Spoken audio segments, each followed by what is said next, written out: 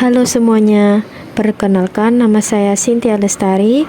Dalam kesempatan video kali ini, saya akan menjelaskan tentang materi akuntansi manajemen mengenai bab 3, yaitu akuntansi manajemen berbasis aktivitas. Dalam video ini, kita akan memahami dan mempelajari materi ini. Akan lebih baik jika dimulai dengan konsep dasar ABM. ABM adalah proses manajemen yang terintegrasi yang memfokuskan perhatian manajemen hanya pada aktivitas yang dapat meningkatkan nilai bagi pelanggan, sehingga peningkatan nilai tersebut dapat membantu perusahaan untuk mencapai profitabilitas dalam jangka panjang. ABM juga merupakan sistem yang lebih komprehensif dibandingkan ABC yang telah kita bahas di kegiatan belajar sebelumnya. Kaitannya dengan ABC adalah aktivitas yang diidentifikasi pada sistem ABC dapat digunakan untuk tujuan pengelolaan kos dan evaluasi kinerja dalam ABM. Berikut model manajemen berbasis aktivitas. Merujuk pada tujuan kedua dari ABM, dimensi proses dapat dikatakan merupakan aspek fundamental dari ABM dan memerlukan data yang lebih detail dibandingkan dimensi kos ABC. Dimensi kedua dari ABM ini seringkali disebut sebagai proses value analysis. Dapat dilihat pada gambar ini di atas bahwa seberapa baik suatu aktivitas yang dijalankan merupakan tonggak agar reduksi kos dapat dilakukan, yakni dengan cara melaksanakan aktivitas secara lebih efisien dan menghilangkan aktivitas yang tidak memberikan nilai tambah. Selanjutnya, menganalisis pemicu driver. Analisis driver merupakan usaha yang dikerahkan untuk mengidentifikasi faktor-faktor penyebab timbulnya suatu kos aktivitas. Ketika akar penyebab tersebut diketahui, selanjutnya dapat dilakukan tindakan untuk memperbaikinya. Seringkali, akar penyebab suatu kos aktivitas juga merupakan akar penyebab aktivitas lain yang terkait. Selanjutnya, ada kos aktivitas dan pemicu kos atau cost driver. Kos aktivitas adalah semua pengeluaran atas semua faktor produksi seperti tenaga kerja, mesin, sistem komputer, dan sebagainya untuk melakukan suatu aktivitas. Kos aktivitas dihitung setelah aktivitas organisasi selesai diidentifikasikan dan ditetapkan. Ini contoh langkah-langkah menghitung kos aktivitas. Yang pertama, pilih dasar kos, yaitu dasar aktual, standar, atau dianggarkan. Yang kedua, lakukan penelusuran sumber daya. Yang pertama, identifikasi semua aktivitas yang terjadi. Yang kedua, kelompokkan aktivitas-aktivitas tersebut menjadi kelompok homogen. Yang ketiga, hitung besarnya kos yang dikonsumsi oleh setiap aktivitas. Yang ketiga, tentukan pemicu kos dan volumenya. Dan yang terakhir yaitu hitung kos aktivitas per unit dengan cara total sumber daya yang dikonsumsi dibagi volume aktivitas. Selanjutnya ada menganalisis aktivitas. Analisis aktivitas adalah seperangkat teknik yang dipergunakan untuk mengidentifikasi aktivitas yang signifikan dari suatu organisasi sebagai dasar untuk memperoleh gambaran dan informasi tentang proses bisnis suatu organisasi dan menganalisis kos dan kinerjanya secara detail. Analisis aktivitas setidaknya dapat menjawab 4 hal, yakni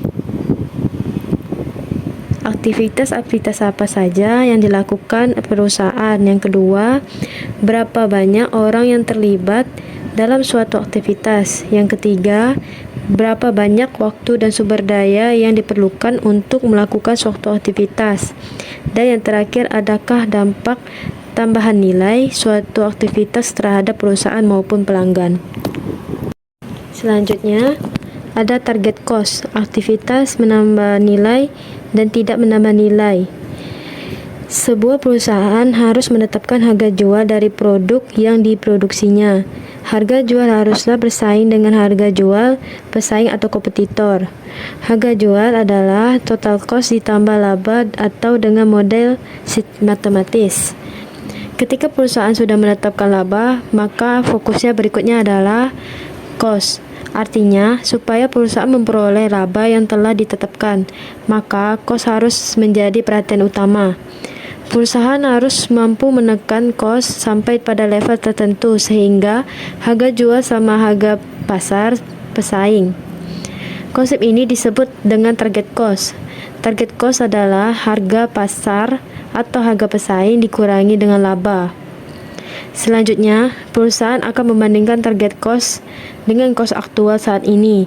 Jika target cost lebih kecil dengan cost aktual saat ini, berarti perusahaan harus berupaya menurunkan cost sampai sama dengan target cost. Untuk itulah, perusahaan harus mengidentifikasikan dan menganalisis semua aktivitas yang ada dalam seluruh proses bisnis sehingga dapat diketahui mana aktivitas yang menambah nilai dan aktivitas yang tidak menambah nilai. Semua aktivitas tidak menambah nilai idealnya harus dieliminasi. Dari keseluruhan aktivitas yang ada diklasifikasikan menjadi 3, yaitu yang pertama adalah ada aktivitas penambahan nilai real. Adalah aktivitas yang benar-benar dibutuhkan dilihat dari sudut kepentingan konsumen. Yang kedua, ada aktivitas penambahan nilai bisnis, yaitu aktivitas yang sebenarnya tidak menambah nilai bagi konsumen akan tetapi sangat penting dan dibutuhkan oleh organisasi. Dan yang terakhir, ketiga, yaitu aktivitas tidak menambah nilai. Adalah aktivitas-aktivitas yang tidak diperlukan baik oleh konsumen maupun organisasi. Selanjutnya ada indikator bahwa suatu aktivitas adalah RVAA, BVAA, atau NVAA. Pengklasifikasian aktivitas ke dalam berbagai kelompok memerlukan perhatian yang serius dan analisis yang mendalam. Kesalahan dalam pengklasifikasian akan berakibat pada kesalahan penentuan strategi perbaikan. Bisa dibayangkan apa yang terjadi jika sebuah aktivitas yang sebenarnya aktivitas penambahan nilai tetap keliru diklasifikasikan menjadi non-value add. Aktivitas tersebut tentu berupaya direduksi atau bahkan dieliminasi, padahal aktivitas tersebut sangat dibutuhkan. Selanjutnya, cara mengurangi atau mengeliminasi NVAA. Dalam rangka Business Process Improvement, manajer harus terus-menerus meningkatkan kinerja setiap aktivitas yang dapat dilakukan. Cara-cara yang dapat ditempuh adalah sebagai berikut. Yang pertama, ada eliminasi aktivitas boros. Jenis aktivitas yang jelas-jelas tidak menambah nilai harus dikurangi, bahkan dihilangkan. Yang kedua, ada eliminasi akar penyebab masalah. Akan lebih baik apabila akar penyebab masalah dihilangkan daripada hanya mengatasi permasalahan yang mungkin saja hanya merupakan gejala. Yang ketiga, kurangi beban kerja. Kurangi beban kerja dengan tujuan meningkatkan efisiensi kerja dari value add activity, manakala persoalan non-value add activity belum dapat diatasi. Yang keempat, berbagi aktivitas. Efisiensi dari aktivitas bernilai tambah dapat ditingkatkan pula dengan memanfaatkan economies of scale. Yang tingkatkan mode kerja. Proses ini tentunya melibatkan suatu penelitian terlebih dahulu terhadap metode kerja aktivitas yang selama ini dipakai. Dan yang terakhir, meminimalkan kapasitas tak terpakai. Kapasitas menganggur sebenarnya mencerminkan pendapatan potensial yang tentunya akan memberi tambahan pendapatan bagi perusahaan. Selanjutnya ada pengukuran kinerja aktivitas. Menilai seberapa baik aktivitas dilakukan merupakan hal yang fundamental pula bagi usaha manajer dalam meningkatkan probabilitas.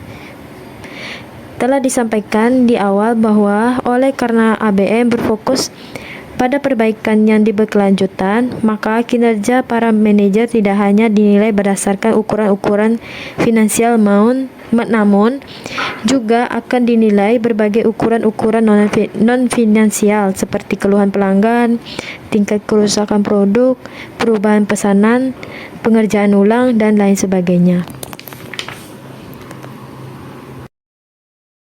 Selanjutnya, kaitan konsep ABM dengan konsep lainnya. Konsep ABM seringkali berkaitan dengan tumpang tindih dengan konsep lain yang sering kita jumpai ketika mempelajari akuntansi manajemen, misalkan Just in Time JIT dan Theory of Constraint atau TOC. Yang pertama ada Just JIT, merupakan suatu filosofi yang berfokus pada usaha untuk mengurangi ketidakefisienan dan pemborosan. Banyak perusahaan menganut sistem JIT dalam upayanya untuk memotong aktivitas yang berkaitan dengan penyimpanan dan penanganan persediaan. Karena bagi JIT, persediaan itu haruslah nol. Dalam paradigma JIT, aktivitas yang melibatkan persediaan merupakan aktivitas yang tidak bernilai tambah. Sehingga dengan demikian ABM dan JIT sama-sama mengusung filosofi yang sama dalam hal perbaikan berkelanjutan. Namun JIT berbicara lebih sempit, yakni dalam hal teknik yang berkaitan dengan persediaan. Sedangkan Theory of Constraint atau TOC berbicara bahwa setiap perusahaan pasti memiliki hambatan yang tidak dapat diidentifikasi, sehingga sebaiknya manajer harus segera mengidentifikasi hambatan yang paling kuat dan mengelolanya sehingga sumber daya yang dapat digunakan seefisien mungkin. Sama saja dengan ABM yang mengusung filosofi tindakan perbaikan hambatan seefisien mungkin tanpa harus menghabiskan banyak sumber daya. ABM, JIT, dan TOC sama-sama memiliki tujuan akhir yang serupa, yakni profit jangka panjang yang berkelanjutan. Baik, apakah teman-teman sekalian sudah memahami dan paham tentang materi ini? Nah, mungkin cukup sekian dari video kali ini. Semoga teman-teman dapat mengambil beberapa hal yang penting. Terima kasih dan sampai jumpa ke video selanjutnya.